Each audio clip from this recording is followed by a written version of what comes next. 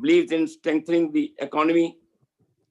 Swadeshi movement was introduced by RSS long back, and even Mahatma Gandhi was votary of the Swadeshi movement. Today, the same movement is being propagated as Atmanirbhar. RSS believes in developing technology. It believes in agriculture reforms, land reforms. It believes in promoting education at the higher level. It believes in spiritualism. It believes in dharma. When I say dharma, it does not mean any religion. Dharma means righteousness. That's why the RSS says that people should read Ramayana, people should read Mahabharata. These are the two, though somebody say that it's an epic, but the belief of the RSS is, or belief of Hindus is that these two, even if you say epic, do not preach any religion. These are based upon the righteousness. When say dharma, dharma means righteousness. You must have seen Ramayana, Mahabharata. Both these literatures only teach us dharma, righteousness, and not any Hindu religion or any other religion. The RSS believes in revitalization of Indian value system, and also the universalism. The philosophy of our RSS, as you know, is Vasudeva Kutumbakam. The second philosophy is Sarva Dharma Sambhav. We believe that every religion must exist, coexist, without appeasement and without what you say, harming any person's philosophy. The fact that RSS is the only nationalistic organization can be gauged from various activities of the RSS. Synchronizing thoughts with the action can only establish what is the nature and what is the conduct of an organization. Lord, you have just mentioned about the Chinese War 1962, Pakistan War 1965, 71, Bangladesh War, emergency. I belong to Jammu and Kashmir. Jammu and Kashmir has faced 47 partition problems.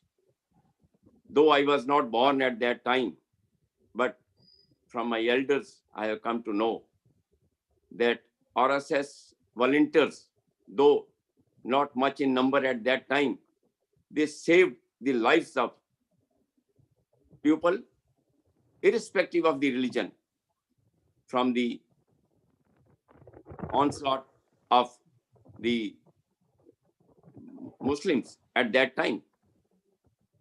Many people who had to migrate from Pakistan because of the partition on religious grounds, they saved them, saved their lives. They served them food from their houses. I remember that in 1965, when I was a student, the RSS volunteers used to visit each house in the morning, request the ladies to cook food, chapatis, and whatever little they can do. And after 2 hours, after 3 years, they used to collect that food and take that food to serve the armed forces, to serve the migrants from the border areas, taking risk of their own life. This was a routine for months.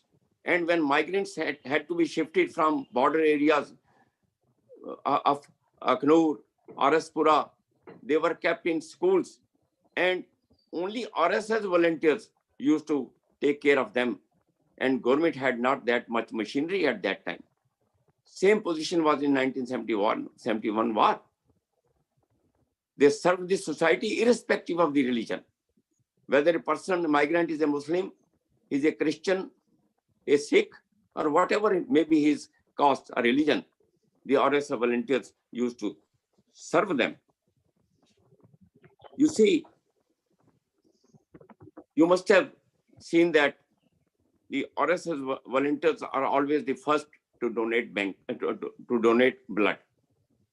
In Jammu hospitals, the RSS volunteers have provided lists to the hospital authorities, giving blood groups, and whenever there is a need, they call the RSS headquarters in Jammu and ask for the blood donation, and volunteers reach the hospital even at the midnight.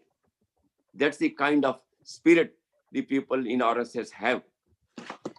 In Odisha cyclone, who was the first to reach, in Andhra cyclone in 77, Bhopal disaster 1984, Gujarat earthquake.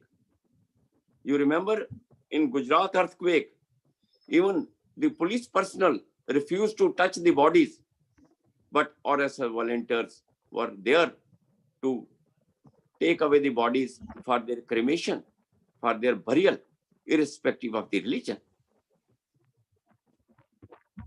We have examples: Indian Ocean earthquake, Kargil war. You know, Kargil is a Muslim-dominated area.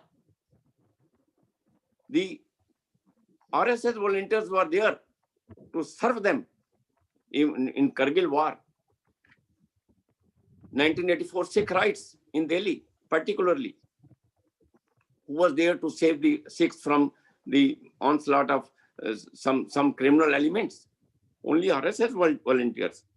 Surat floods, Uttarakhand floods, and now the recent coronavirus lockdowns. You see, in Delhi particularly, because now I am in Delhi and Jammu Kashmir both, the RSS volunteers are serving food even till date to needy persons, to poor. They are providing them sanitizers, they are providing them masks, ration, what not, whatever their needs. You must have seen that how many organizations are working for the RSS. The RSS has many organizations. To name few, the RSS has a Bharatiya Kisan Sangh, which is a organization for the benefit of the farmers. The RSS has Bharatiya Mazdoor Sangh, which is the organization regulating the Mazdoors of this country. Seva Bharati, you can't imagine the work done by Seva Bharati in all, you see, poor areas. The one organization which never misses, which always approach those poor persons is the Seva Bharati personnel from RSS. We have Shiksha Bharati. We have Vidya Bharati. These are educational. How many schools are being run by RSS? And that too in slum areas where the government is unable to establish these schools. We have Vanvasi Kalyan Ashram, a wing of the RSS. They take care of the tribals. They serve them. They teach them. We have Muslim Rashtriya Manch. We have Rashtriya Sikh Sangat. So all these organizations are working in different fields for different purposes. The only idea is to unite the Indian society, irrespective of their religion, irrespective of the caste, irrespective of the areas. What I want to say is that The credentials of the RSS as the only nationalist and patriotic organization can't be disputed by anybody. You have already mentioned about Vallabhbhai Patel's remarks that it is a patriotic organization and has love for the country. You have mentioned about Field Marshal Cariappa's remarks. Dr. Zakir Hussain, who advised Muslims to follow the pattern of RSS, Jayaprakash Narayan. Therefore, what I want to say is that perhaps RSS is the only organization which teaches, which preaches, and its actions itself establish that it is the only nationalistic, patriotic organization, and bona fidely, honestly believes in that, and propounds and propagates the philosophy of nationalism. Thank you. Committees, whether it's a war, whether it's 47-48 war or 65-71 war or with the Kargil war. And he also mentioned about the natural calamities like earthquakes in Gujarat or floods or tsunamis. Everything he has highlighted and said everywhere the RSS Swayamsevaks or the RSS workers were always way ahead than any other organization, doing the work for the benefit of the society without any distinction of caste and creed and the religion. And he says, whatsoever the opposition says or anybody says, but the RSS is basically a cultural, secular, not secular, spiritual, as well as the nationalist organization and patriotic organization, which according to Justice Goel, no other organization is doing that type of work which RSS is doing. Thank you very much, Justice Goel, for giving your views about the RSS. And now I would like to invite my next guest, and he is Dr. C.V. Anand Bose, IAS. Dr. C.V. Anand Bose, IAS is one-man expert commission on labor to prepare an action plan for the welfare and development of the workforce in the context of COVID-19. He was former head of disaster management, Government of India, and Central Drought Relief Commissioner, Government of India. He is also the principal advisor, Government of India Heritage Project. He is the chairman of Indian Red Cross, Kerala. He was the vice chancellor of National Museum, University of Delhi. He has authored 40 books in English, Malayalam, and Hindi, including novels, short stories, and essays. 4 of his books have become bestsellers. 4 books on Vastu and architecture, and 1 book on housing received prestigious the Sharjah International Book Fair Award. Dr. Bose is an housing expert, innovator, writer, orator, and visionary. The path-breaking institutions set up by him, such as Nimriti Kendra Building Center, District Tourism Council, and Habitat Alliance, have been replicated at the state, national, and global level. He was the head of the prestigious Supreme Court Committee on the Treasurers of Sri Padmabha Swami Temple. Dr. Bose addressed United Nations General Assembly and specialized sessions 5 times on various international issues. Dr. Bose is a recipient of 31 national and international awards, including United Nations Global Best Practice Award. He also receives prestigious Jawaharlal Nehru Fellowship. Kerala government termed him Lord of Ideas. Former Prime Minister Mr. Manmohan Singh called him inspired civil servant, and our Honorable Prime Minister Mr. Modi called him Man of Ideas. Welcome, Dr. C.V. Anand Bose, on our show. Dr. Bose, you have heard what Honorable Justice Goel has mentioned about the RSS. Now, as you very well know, that today what report I have read, there are 2 sides of the RSS, and I have given both the sides. Now, but we would like to know from you, is RSS a nationalist organization? Dr. C.V. Anand Bose, please. Thank you, Mr. Goel. I think you have fixed this important discussion on the most appropriate day, whether it's by design or by accident. This is the World Epileptic Day, as you said. There is a section of people in India who are taught to go epileptic when they hear the name RSS. thanks to the erudite presentation by Honorable Justice Goel, most of the misconceptions against the RSS has been dispelled here. So I'll take on from there. What is the RSS all about? One picture, of course, is that the RSS is a set of dedicated nationalists who are inspired by patriotism. The second picture is very dismal. It is a bunch of hardcore or extremist communalists who are out to destroy the communal harmony of India. So this is a very confusing state of affairs. The RSS has been banned, as you and Justice Goel has said many times. If they are banned, they must be bad boys. But the ban has been lifted. That means they must be good boys. So are they good boys or are they bad boys? That is a primordial confusion which has been created in India. And we owe it to the people to dispel this. To a very large extent, the judicial mind of Justice Goel has cleared the air to a very large extent. Now, why is it that the same narrative against the RSS is being paraded and being believed or made to be believed in India today, even though, as he pointed out in the beginning, RSS is the strongest movements, people's movements in the world as far as volunteerism is concerned. I think Albert Einstein will give the reply to this. Einstein, before he came up with the theory of relativity, he was not a very well-known figure in Europe. But with the theory of relativity, he shot into fame.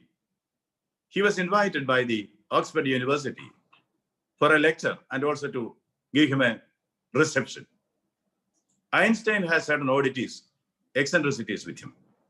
He will travel only in his own car, wherever he goes. And if he has to go outside the country, the car will also be shipped. And the car should be driven only one driver. He will not allow anybody else to touch it. So they came to go to Oxford. As they were driving through the streets of London to Oxford, Albert Einstein picked up a quarrel with his driver. The driver said, "Please stop your backseat driving." Einstein got wild. And he said, "Then I will drive." Then he said, "Okay, if you drive, then I will speak on your theory of relativity." The driver said, "Okay, then do it." They switched on places. Einstein became the driver, and the driver sat in the rear of the car. In this melee, they reached the gates of Oxford. They came, opened the rear door, and received the VVIP, who was sitting on the rear seat.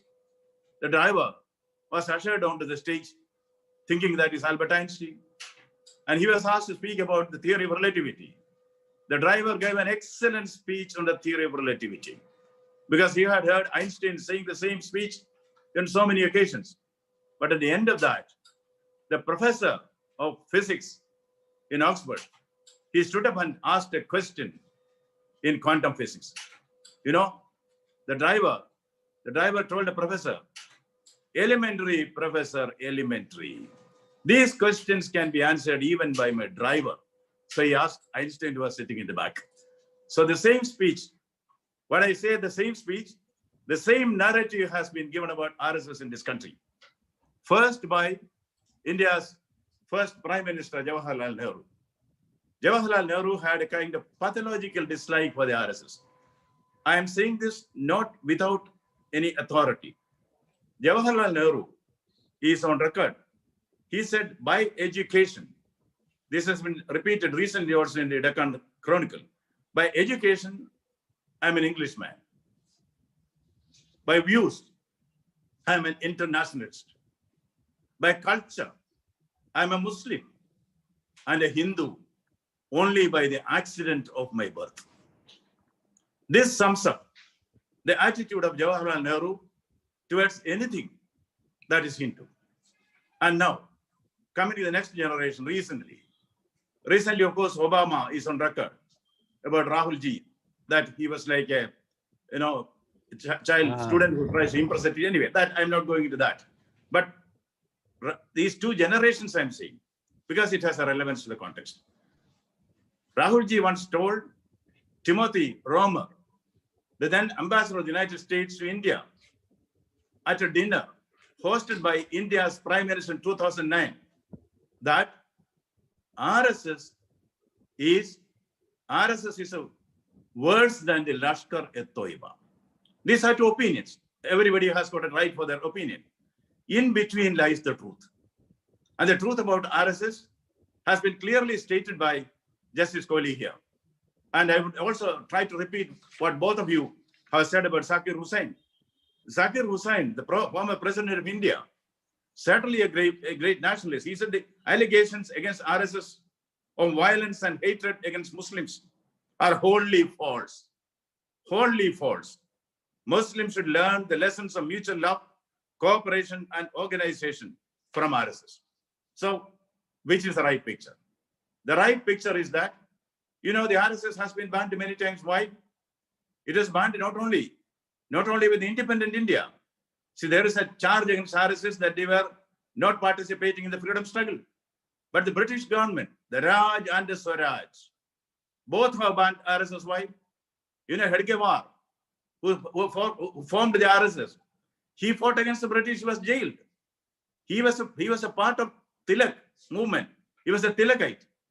But when he formed the RSS, they decided this is an apolitical organization. This is an organization which is based on humanism. This is an organization which is based on Vasudhaiva Kudumbaka.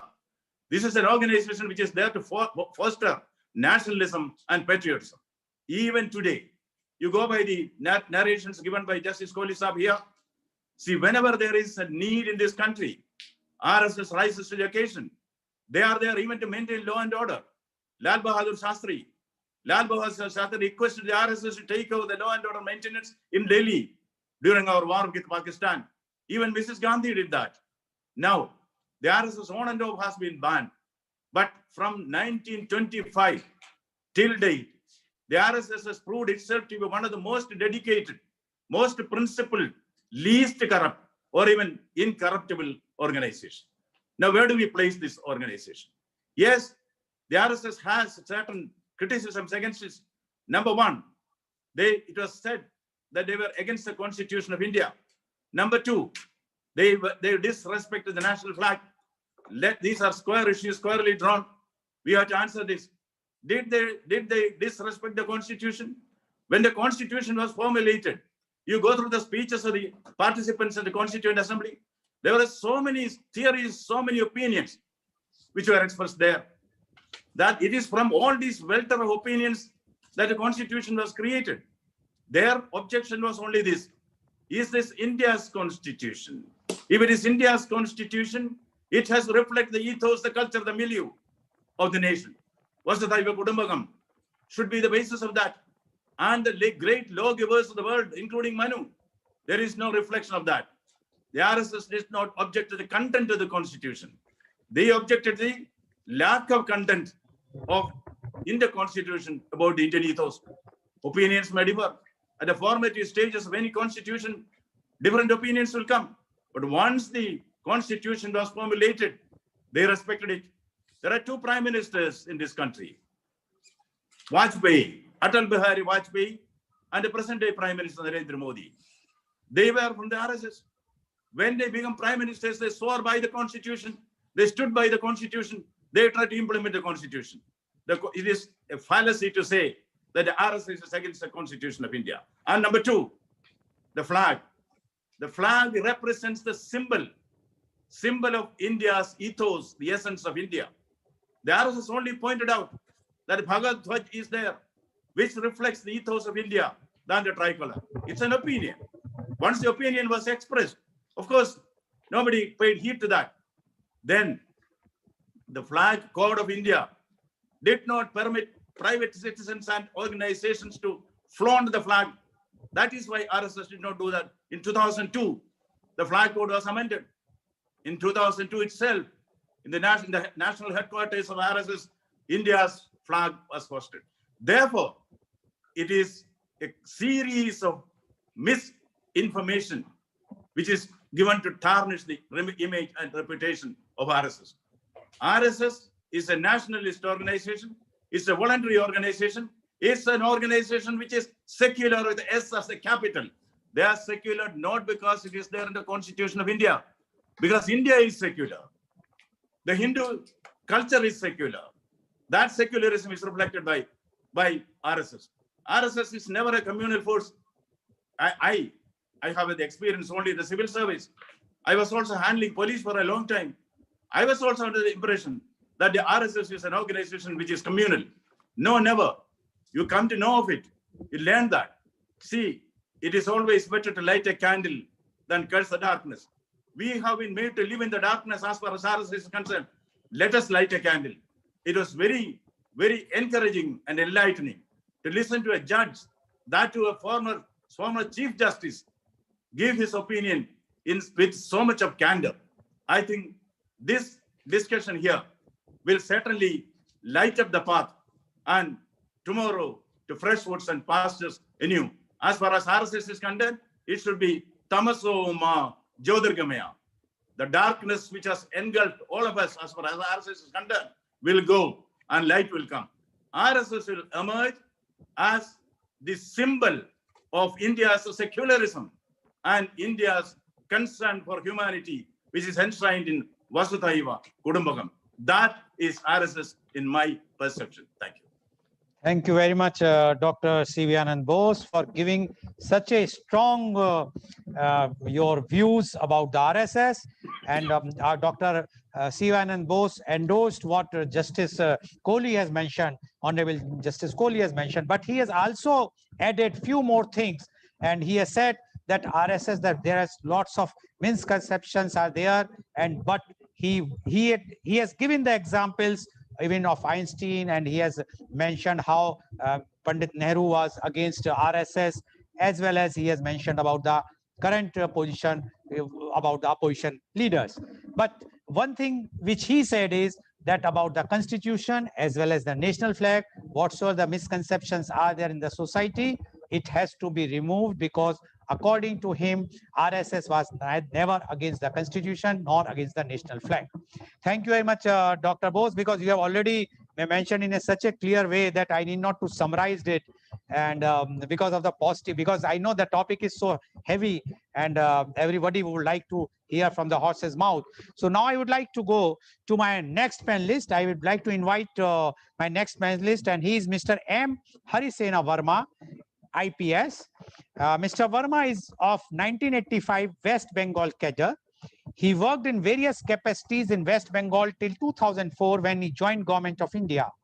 He was SP of Birbhum district and North 24 Parganas district, which was the largest district in India in terms of population.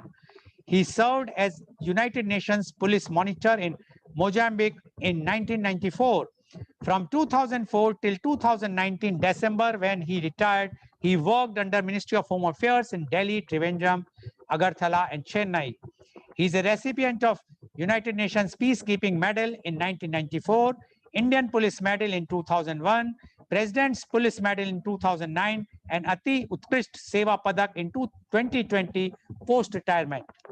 He has written a 500-page analysis on Gita in Malayalam, which was published by DC Books. He is continuing research, study, and writing on Gita. He has also published several poems, short stories, and articles in Malayalam and English. Welcome, Mr. Verma, on our show. Mr. Verma, you have already heard our earlier panelist, Justice Kohli, as well as Dr. C.V. Anand Bose. And both have said very clear, in clear terms, that the RSS is a nationalist, patriotic organization.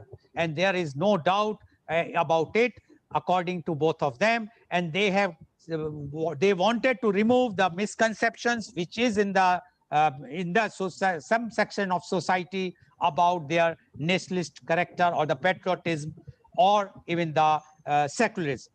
Now, we would like to know from you, is RSS a nationalist organization? Mr. M. Harisen Verma, IPS, please.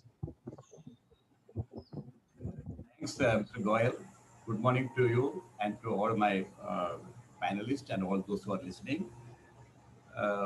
This question, the topic, is RSS a nationalist organization?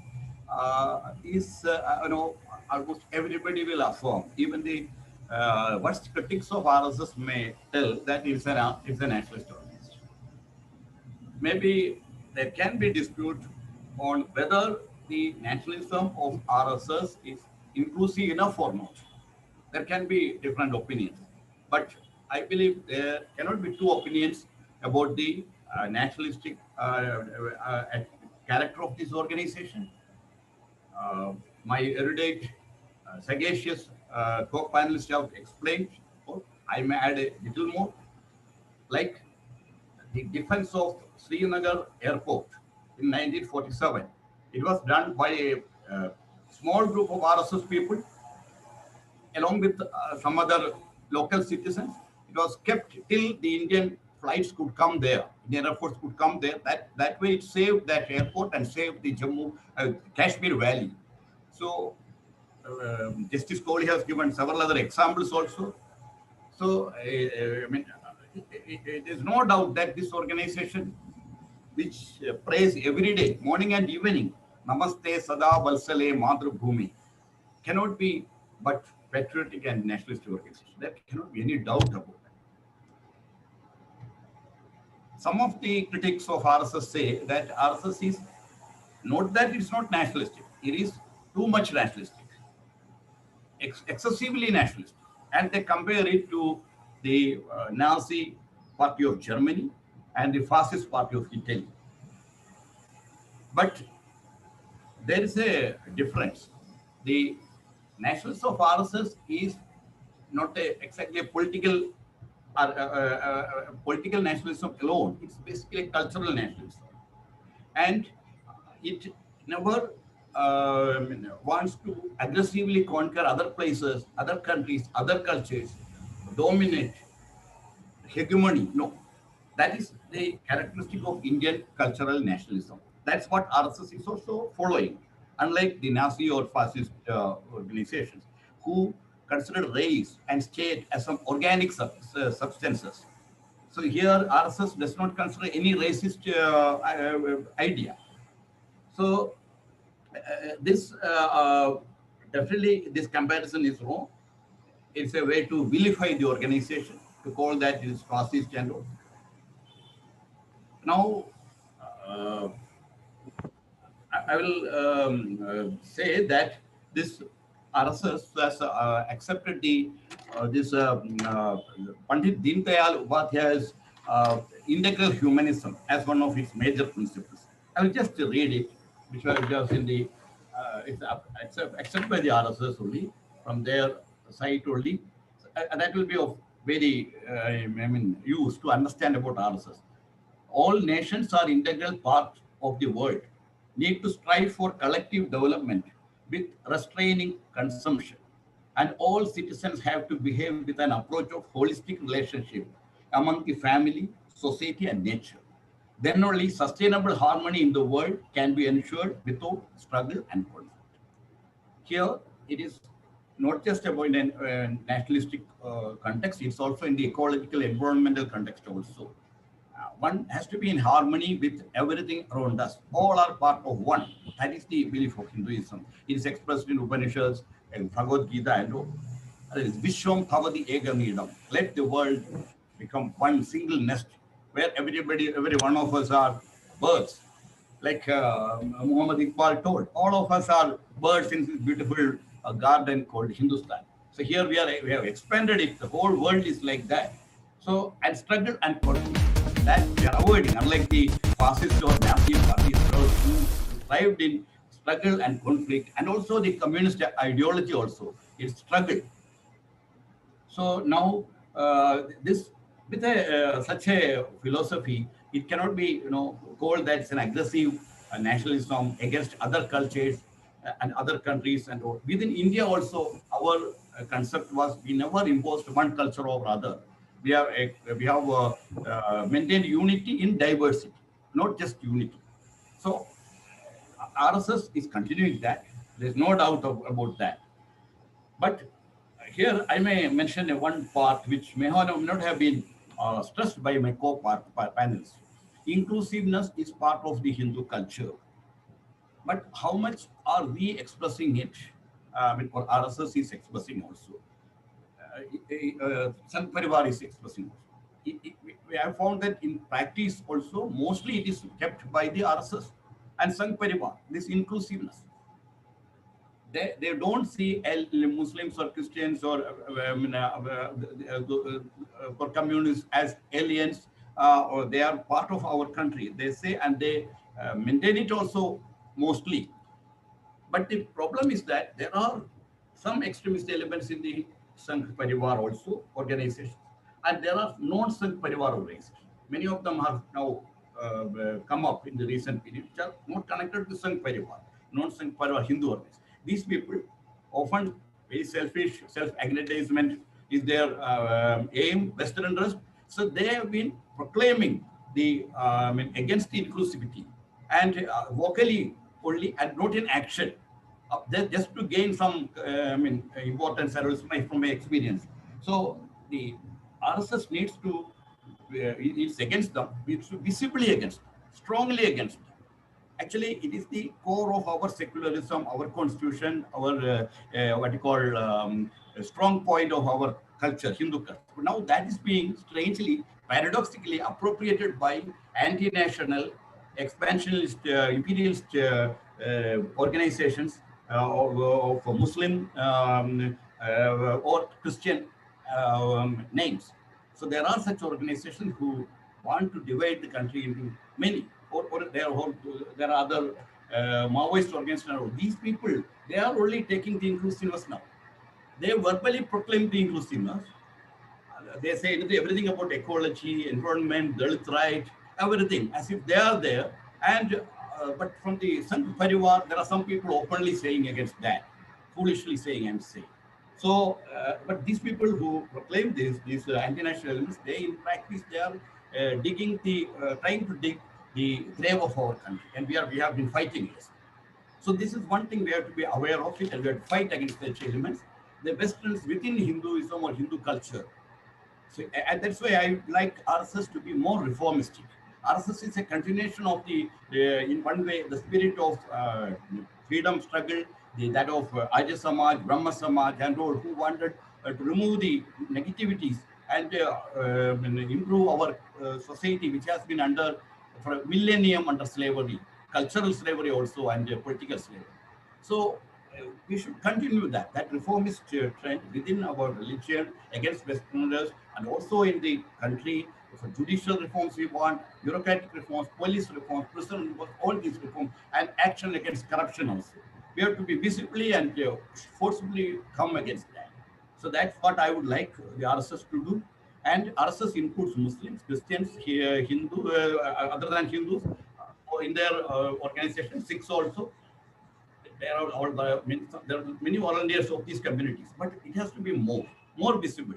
They should take more steps for that, and it should have more penetration among the Dalits, among tribals of some areas. They have in some areas among the tribals, and they should also develop more intellectual Kshatriya.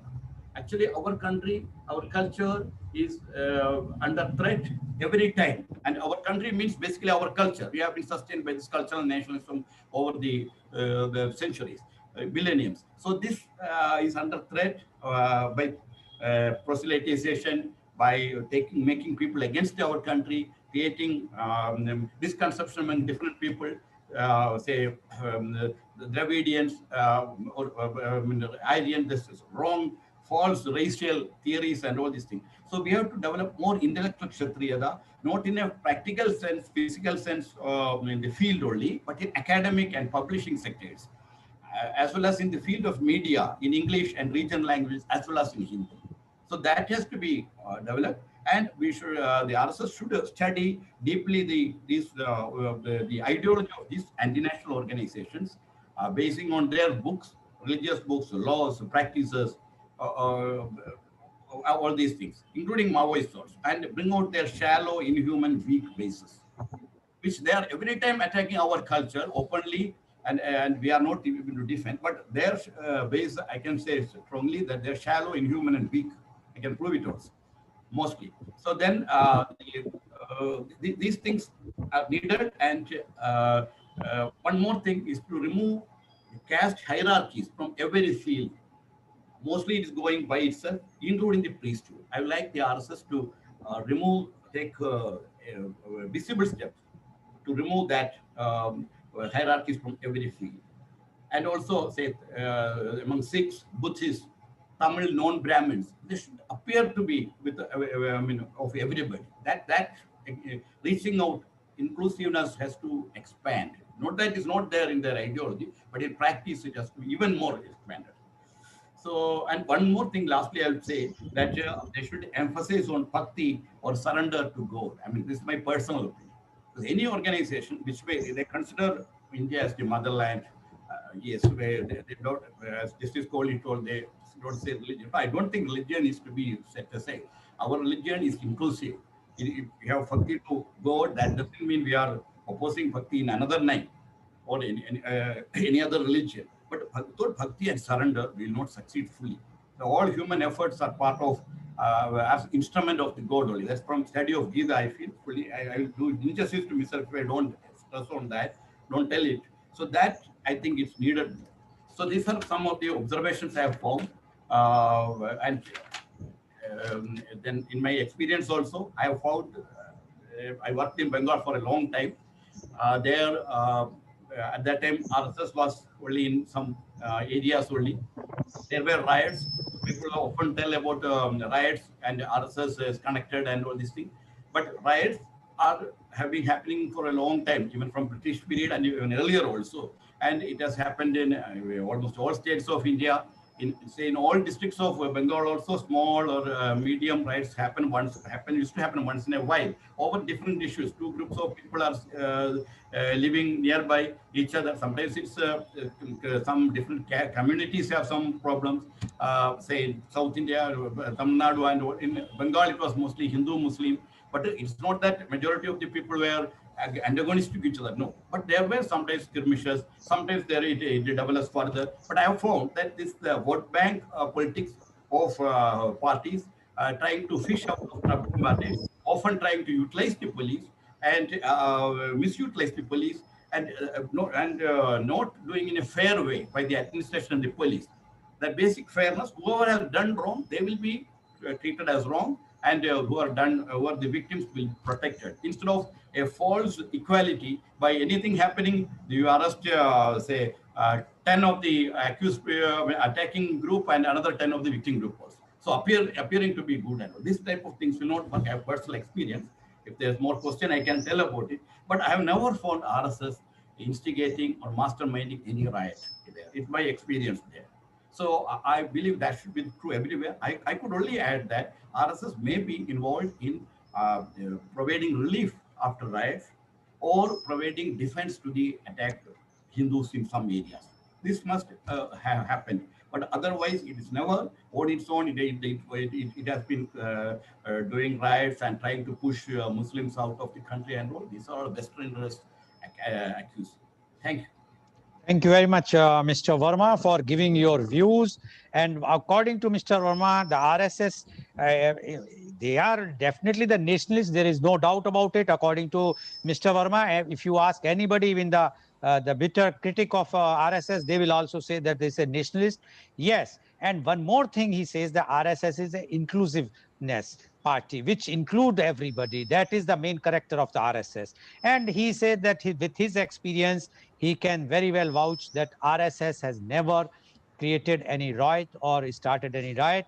Rather, they helped the victims, they provided the relief materials and all those things which are required. And he has given many suggestions to the RSS themselves if the RSS will start changing their thinking in a proper way, in a progressive way, which they are doing every time, it will be definitely far better. And according to him, RSS is really a nationalistic, a inclusive, and a secular party. So there is no doubt about it. And he is very clear with his own experience of West Bengal that RSS is never involved in any national activities. Thank you very much, Mr. Verma, for giving your views about the RSS.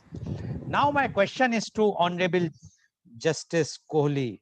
Mr. Kohli, Yes, please. You all have spoken, giving your views, which shows that the RSS is a nationalist organization.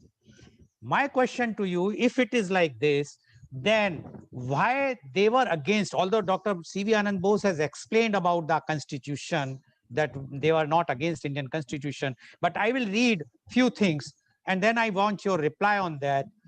The question is why they are against Indian constitution from the very beginning.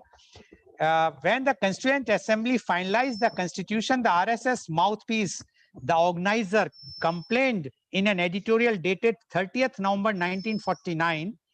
But in our, I quote, but in our constitution, there is no mention of that unique constitutional development in ancient Bharat.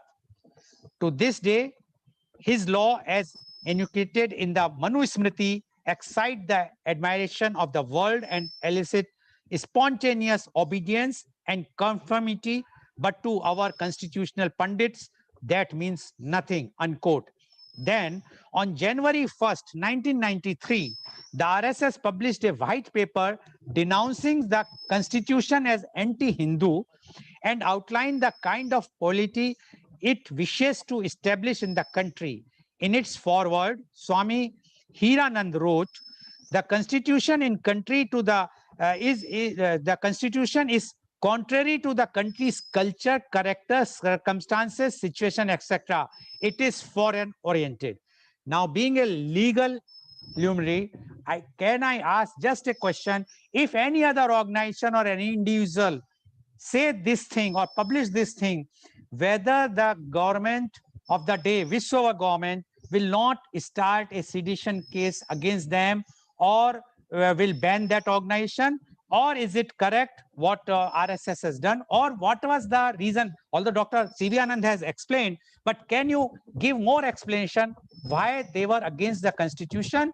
And when now, because the constitution, as Dr. Anand says, C. Anand says that both the Prime Minister has taken the oath of the Prime Minister's office in the name of Constitution. So what are your views, Honorable Justice Kohli, please?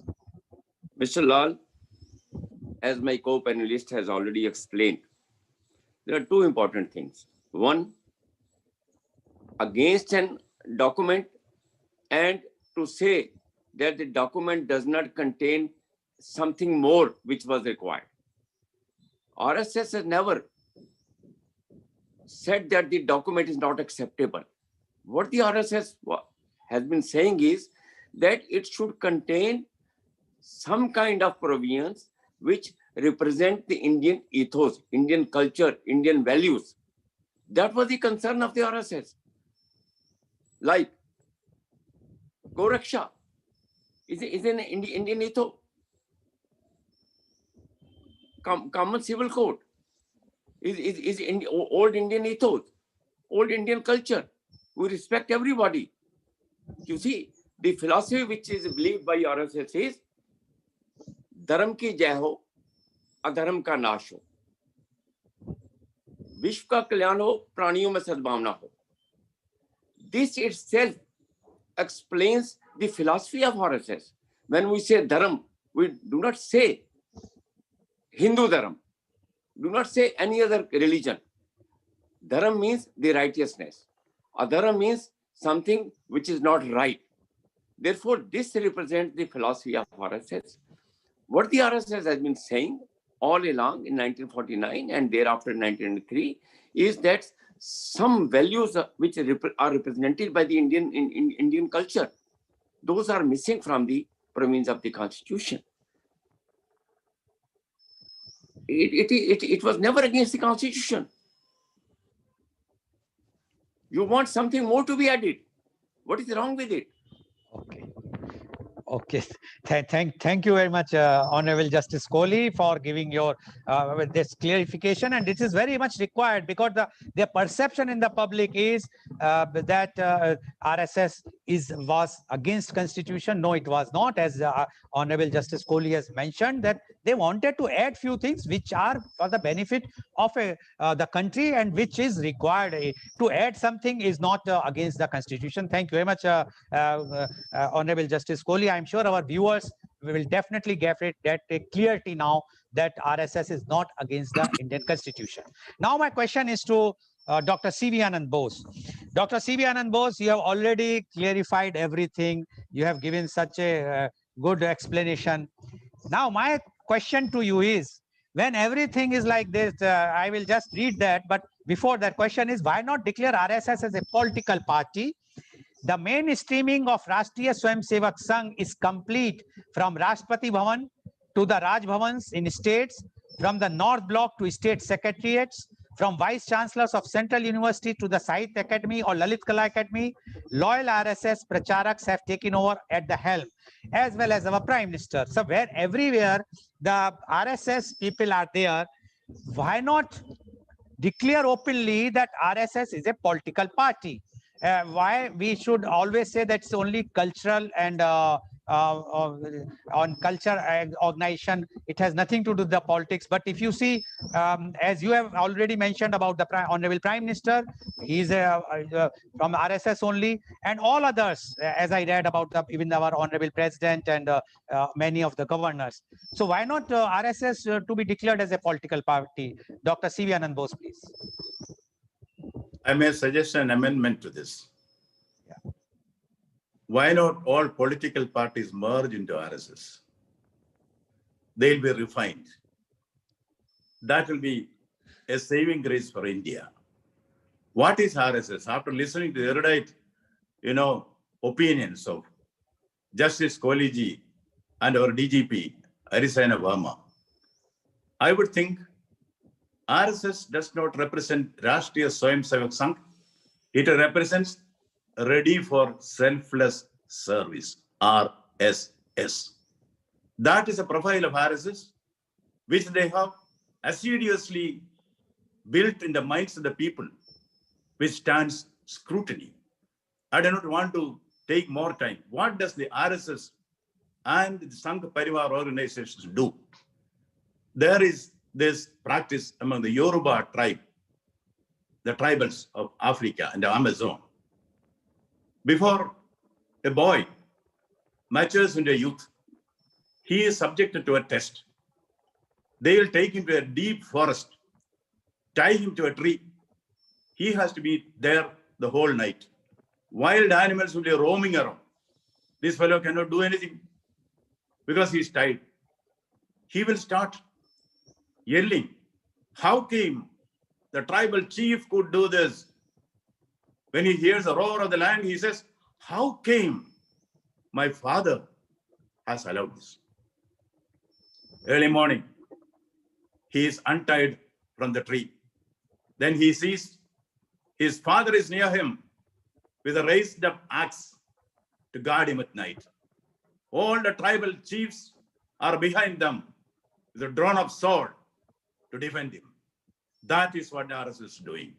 The RSS is there around India with a raised up axe, and their sister organizations, the Sangh Parivar organizations are there with raised up swords to guard Mother India. That is the mission. That is a vision which is reflected by RSS. Now decide what should be the fate of RSS. RSS is there for India. So far as India is there, RSS will be there because RSS breathes the essence of India. That is what we want. That is what the people have realized.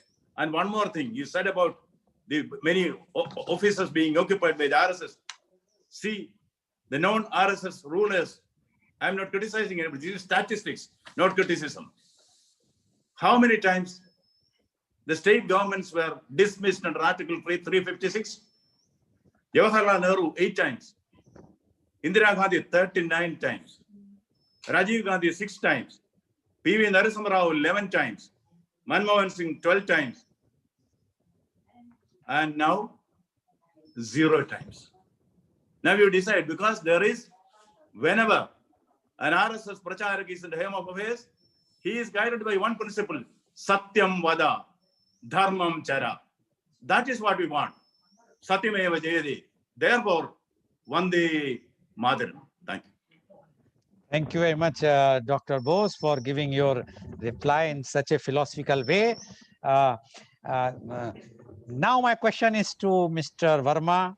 Mr. Verma, you being the DGP and helmed with so many police posts, why there is a, when everybody is talking, you, Dr. C.V. Anand Bose and Honorable Justice Kohli talk so much good about the RSS, then why there is a fear phobia?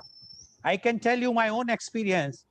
When my flyer of this program reached yesterday to the people, I received for the first time the messages asking me why you have taken such type of sensitive topic. You are going to be trolled.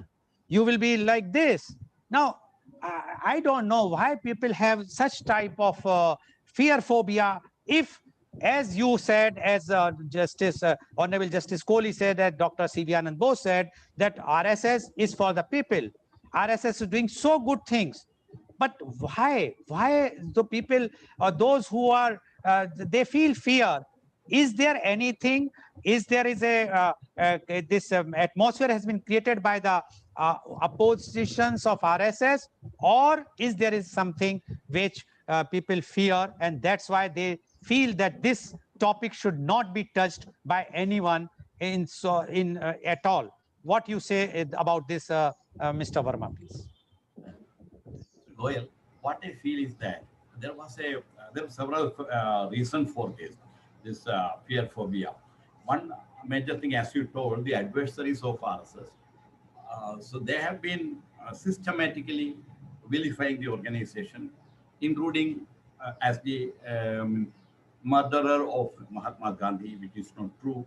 An official inquiry has totally cleared the organization, cleared Veer Savarkar also, but still the same accusation is continued with no trace of evidence of truth. So that is Goebbels' principle they are following, repeating it. So like that, there are several accusations against RSS, that is engineering riots all over the country all the time, or are against Muslims, Christians. They want to drive everybody out. And the Hindu Rashtra is something like a jihadi concept, where others are Jimmies, second-class citizens, and only Hindus have rights, and they will be ruling as per Hindu scriptures, which will be full of hatred against non-believers, different classes of people under the same God.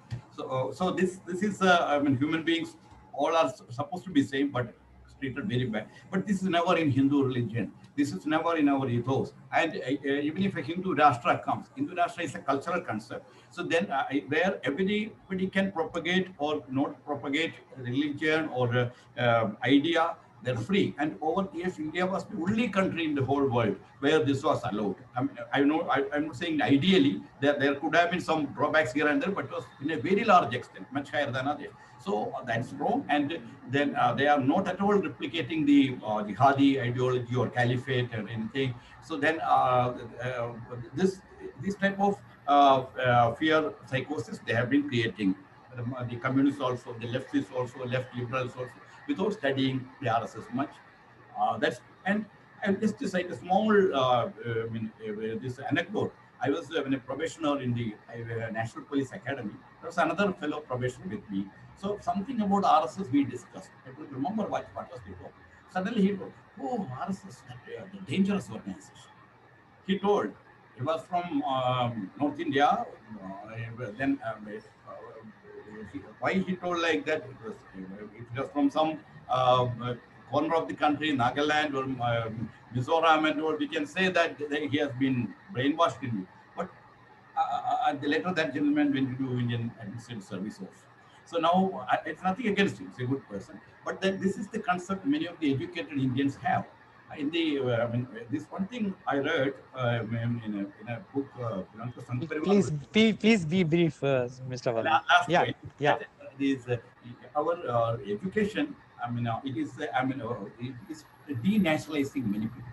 So this is part of that. But at the same time, RSS also should have come up more. I have already told that they should come up more in academic and publishing sectors, clear itself more. Earlier, it was believing only the word of mouth. That was one drawback which they have now changed. That was the motto of the we'll never highlight our good things because that will create ego. So I hope this ends. Okay, thank you very much. So today, viewers, you have seen how what is the situation as far as the reality of RSS, and there are misconceptions, myths. I am sure today's program has cleared many of the myths, many misconceptions about RSS, and all our three panelists, or Honorable Justice Kohli, Dr. C.V. Anand Bose, as well as Mr. Verma, has given their views, their experience, and they have cleared the doubts in the minds of the general public that why the RSS, the people feel that it's a taboo word. And as I mentioned earlier, that when I receive such type of messages, I firmly believe there is something which I must do, because if people say that don't do this show, it clearly means that they want to hide. They have some fear. Why to have a fear? And what today all the three panelists have explained, it clearly shows that there is nothing to fear. Rather, we must try to understand. We must study in deep instead of listening one views or others. Yes, different views are always welcome. And our show is a positive show. We always want to hear. We always want that what the expert or what those people wants to explain the things clearly. We do not want to do a tutu meme show or a shouting show. That's why what we have heard today are from those who are expert in their fields. They have mentioned, they have given their views. Now it is up to you to decide. But one thing is very clear, the misconceptions about the RSS, few of them, because the time is not that much, so we cannot do the things. I'm sure the RSS will definitely do some more good works. And my appeal as being the chairman of Organ Donation India Foundation to RSS, when they were in forefront for blood donation, they must come out in forefront for organ donation, because today more than 5 lakhs Indians are dying every year for want of organs. So please take this note very clearly and try to help those who are dying for want of organs. And I'm sure the organization like RSS will definitely take up this. And thank you very much, all my viewers as well as the panelists. But our endure. But before that, I would like to inform that today's program is live telecasted by V4 News, Global TV, V4 Stream, Malnadu TV, Newsgaon Se, Samvad Sarokar News, as well as it was shown live on Facebook and YouTube. And our endeavor is to bring to you every day a new topic. And tomorrow our topic is Media Conference with Lal Goel, Role of Youth in Politics. And we have 1, 2, 3, 4, 5, 6, 7, 9 youths. So I will not be able to take the names of all the 9 youths. They are going to give their views about the role of youth in politics. So please do join tomorrow Media Conference with Lal Goel at 10:30 a.m. Thank you very much. Mr. Paul, yes. Before you conclude, you can enroll me for organ donations right now. Thank you very much, Honorable Justice Kohli. And thank you for such a nice gesture. And thank you, Dr. C.V. Anand Bose. Thank you, Mr. Harisen Verma, for joining. And thank you all the viewers for